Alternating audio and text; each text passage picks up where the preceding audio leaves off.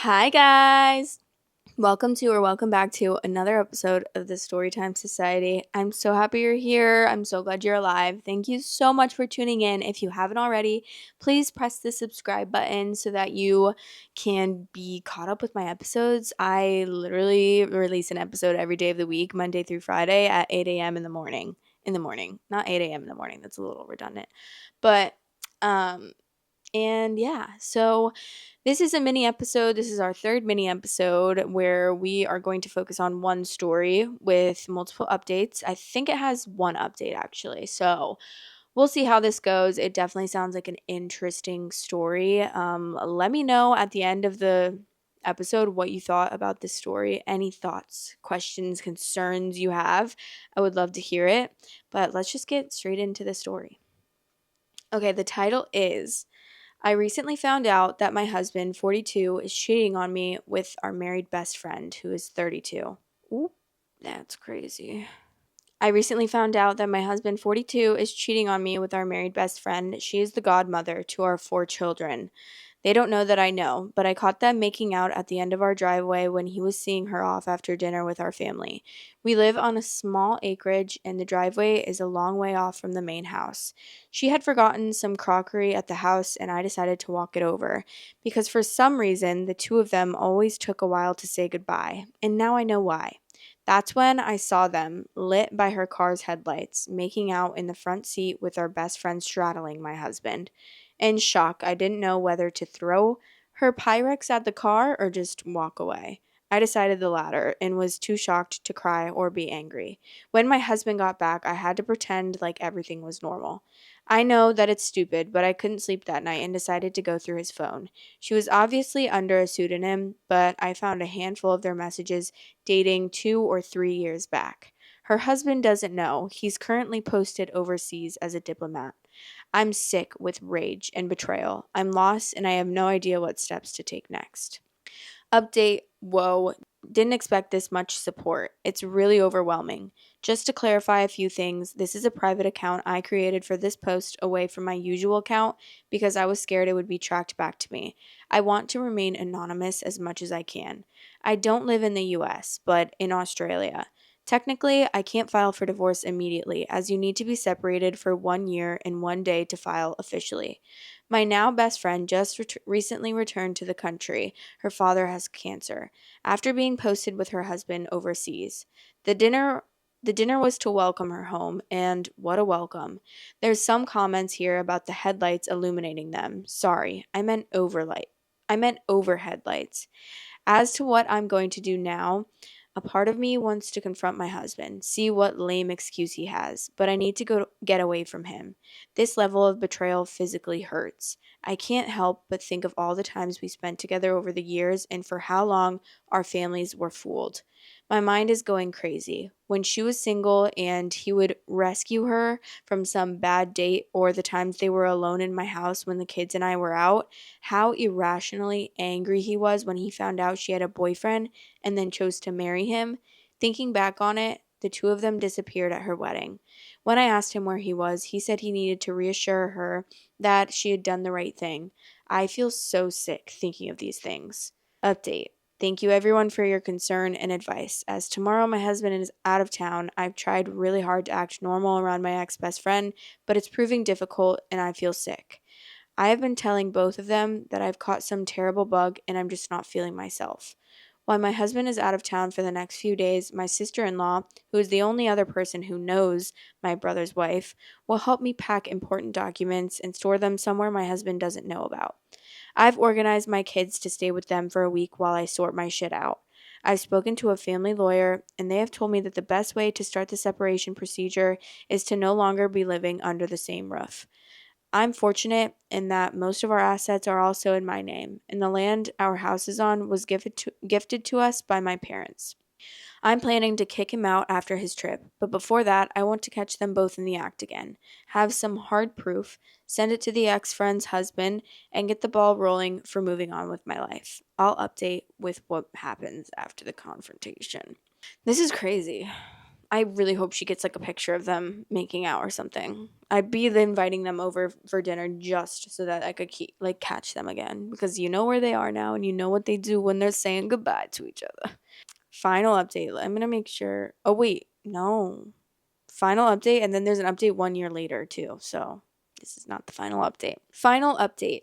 My husband came home 2 nights ago from his trip. While he was gone, I had organized a lot of the important documents, for example, financial, birth certificates, passports, anything that he could potentially use to try and get more than what he deserves. They are now safely stored, and my kids have been staying with their aunt and uncle for the past few days. I had packed all my husband's things, and he has been really good at keeping his tracks clean because there was no evidence of his affair within his stuff. I placed all of his belongings in the garage ready for the confrontation with him. I was super nervous because I wasn't sure if I was making the right decision. Once he came home and I remembered seeing him kissing our best friend, I remembered the deep hurt that they caused. I was in our kitchen, and when he came home and he knew straight away something was wrong. During that week, I had been distant and barely answered his texts and screened his calls. I did answer every now and again and gave the kids a chance to speak to their dad. He asked me why I hadn't been responding to his texts, and he tried to kiss me, but I turned away, and before I knew it, the first thing that came out of my mouth were, "I want a separation." I have to admit that he didn't look very surprised when I said it. He nodded his head and said, "What do you know?" Which was just a punch in the gut because I wanted him to deny it or say something like it was a one off thing. I asked him to tell me everything, like when did it start, and he said that it started about 10 years ago. At first, it was a flirtatious messaging and a sneaky kiss in the office when they briefly worked together and the affair was on and off. She apparently always felt guilty, and her way out of that was to marry the next man that was interested in her and proposed. He admitted that they had sex on her wedding day, and when he is out of town, they meet. At this point, I couldn't breathe, and I was sobbing. I hated that the next words out of my mouth were, "Did you ever even love me?" He hesitated and said, "Yes, of course," but he was never in love with me the way that he was with her. I cleared my throat and had said to him that he should tell her husband.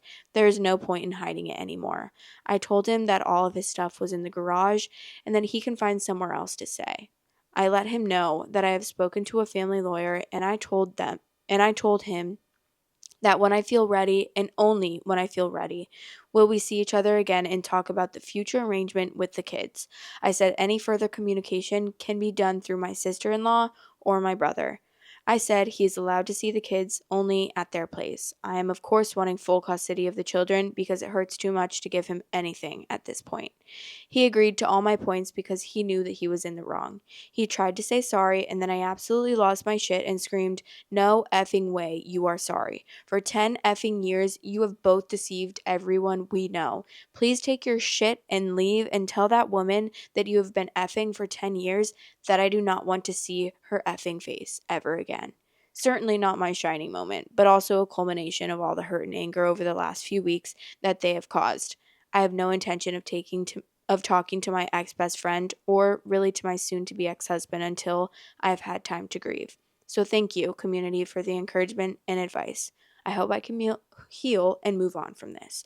Okay, wait. The first thing I have to say is I hate to see when people say, like, I want full custody because it hurts to give him anything at this point. Coming from a person with divorced parents, my parents got divorced when I was 4 years old, so I know the runaround, and I know how it feels to grow up with a family that is divorced and that is, in separate households for my whole entire life, basically as long as I can remember. And I just have to say that don't do it for yourself, do it for your kids, because the best case scenario for your kids is that you can civilly co-parent with their father and they'll get to have their father in their life at like half and half.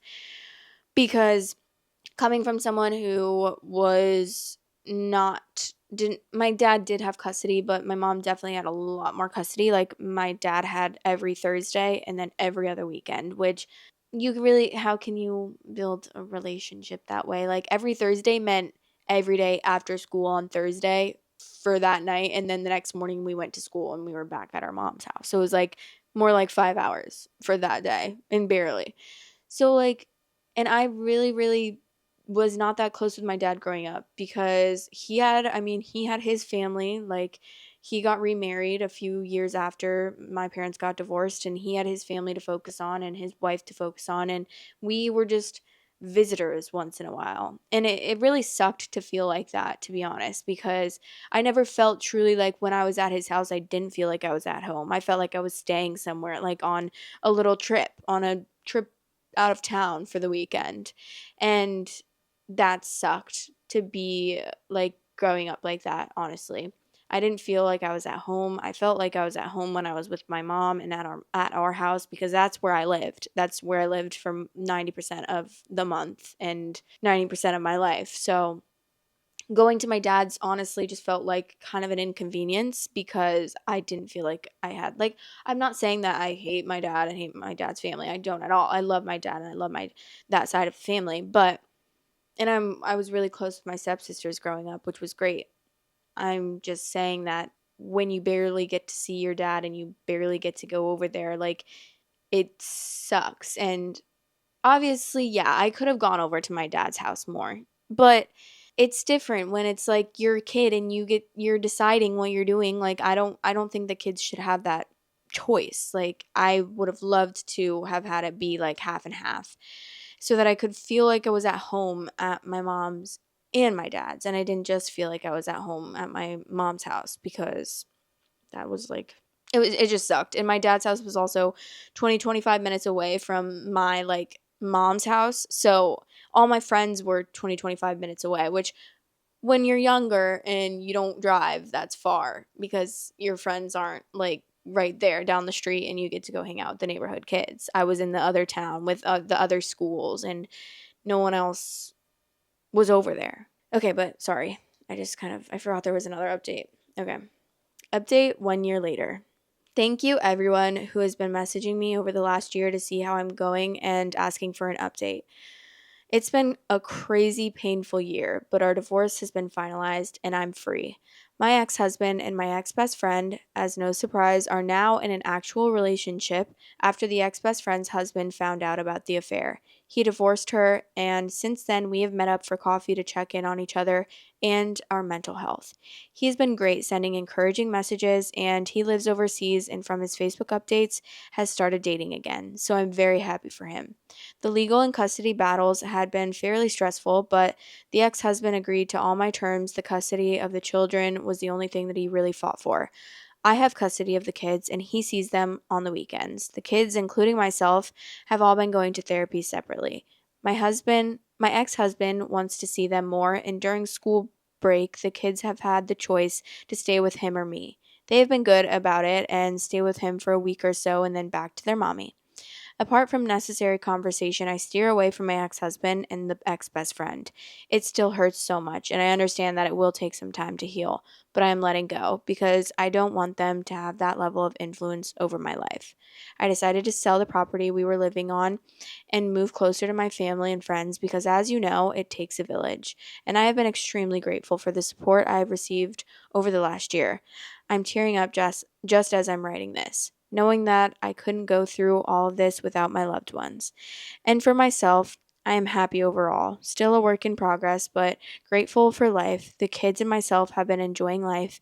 And when we have the time and money, try and take little trips here and there so the traumatic events of the divorce doesn't linger and can be replaced by good memories, memories where they spent the road trips and adventures with their mom. Okay, well, I love to hear that update. I'm glad that she's like trying to, for the most part, get along with dad because that's definitely an important part of, and definitely not talking about that situation in front of her kids or like talking about the dad. I feel like that's another big thing that divorced parents do is like talk shit about the other parent to the kids or like around the kids, which obviously when you're like a kid, you don't really see much wrong with that, but as I get older, I'm like, that's definitely not what the kids should be hearing. Like, the kids should not be hearing that kind of stuff. Not Poppy giving Frank a bath for the camera. You're giving Frankers a bath? You're so cute.